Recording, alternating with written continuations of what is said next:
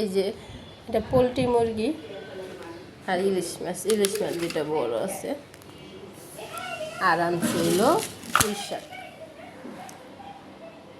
এই যে কড়াইটা বসাই দিছি, তেল বিসমিল্লাহির রহমানির রহিম।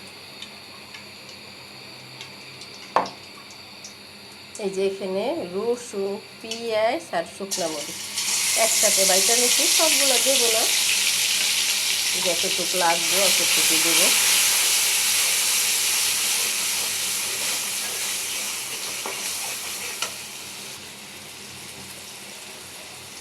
হলুদ পাতি, লবণ। এই ইলিশ মাছের মাথা দিয়ে পুঁই শাক রান্না করব। যে মাছটি দিয়ে দিচ্ছে, এখন একটু পানি দিয়ে কষাই নেব।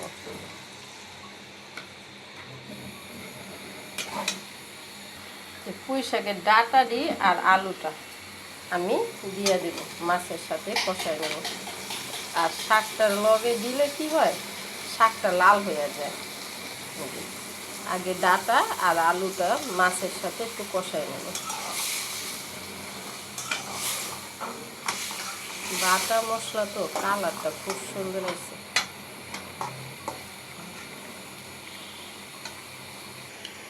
ঢাকনা দিয়ে ডাইকা দিলাম, ডাঁটাটা ভালো করে সিদ্ধ হয়ে যাবে। এই যে মাছটা আর ডাঁটারে কষানো হয়ে গেছে। আলু আমি মাছটা উঠে রাখবো, মাছটা যদি না উঠে শাকটা দিই তাইলে মনে করেন কাটা কাটা হয়ে যাব। আমার বাচ্চারা আবার এগুলো কাটা কাটা হইলে খাইতে চায় না, কেন তো মাছ খায় না ওরা, আমরাই খাই। যদি ওর দিয়ে একটু মুখে দেয়, কাটা হইলে আর মুখে দেবো না। আমি তো মাছ আর তরকারিটা মানে ডাঁটা আলুটা একসাথে দিয়ে কষাইছি। আপনারা আলাদা দিয়ে মাছ আলাদা কষায় উঠে রান্না করতে পারেন, আবার এরকম একসাথে দিয়েও রান্না করতে পারেন। এখন শাক আকম করতে হবে পুরো। এই যে দেখুন, এখন এই শাকটা যদি আমি ডাঁটার সাথে দিয়া হলো কষাইতাম, তাহলে এই ধরেন ডাঁটার সাথে শাকটা কিন্তু এই দিন কালো হয়ে গেছে। আর এখন এই শাকটা কিন্তু সবুজ সবুজ থাকবে। কষানো হয়ে গেছে, এখন পানি দিয়ে দেবো। এই যে এখন মাছগুলো উপর দিয়ে দিব, তাইলে আর মাছগুলো কি হইলো, ভাঙলো না, কাটা কাটাও হইলো না।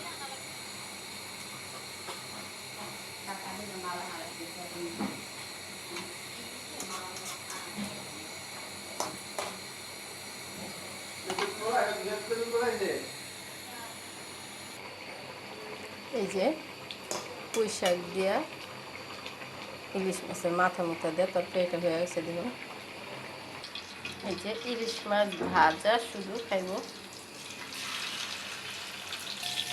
এই যে ইলিশ মাছটা ভাজা বসাই দিছি।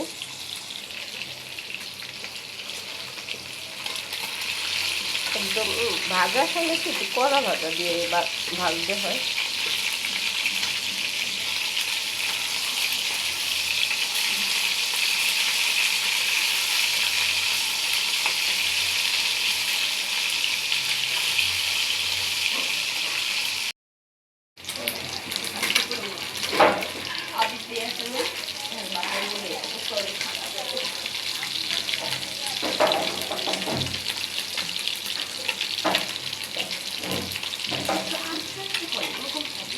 এই যে মাছটি এখন আমি একটু কাঁচা পেঁয়াজ আর কাঁচা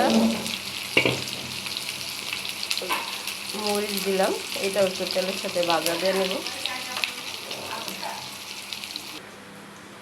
এই যে পুঁই শাক দেওয়া মাছের মাথা মতো দেয়, যে পুঁই শাকের তরকারিটা। আর এটা হইলো ডাল চচ্চড়ি। আর এটা হলো এই যে ইলিশ মাছ ভাজা। যদি ভিডিওটা ভালো লাগে লাইক শেয়ার সাবস্ক্রাইব করে নেবেন বন্ধুরা। আল্লাহ হাফেজ।